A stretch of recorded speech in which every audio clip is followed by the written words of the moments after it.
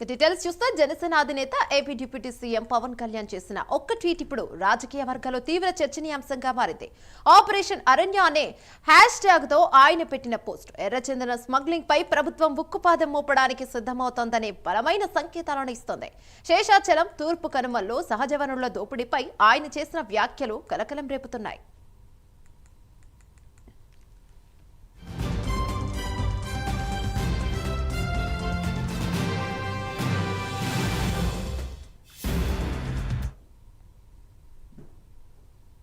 కొంతకాలం క్రితం తాను ది వైల్డ్ ఈస్ట్ అనే పుస్తకాన్ని చదవడం ప్రారంభించానని, అందులోని వివరాలు తనను తీవ్రంగా ఆశ్చర్యపరిచాయని పవన్ కళ్యాణ్ తన ట్వీట్లో తెలిపారు.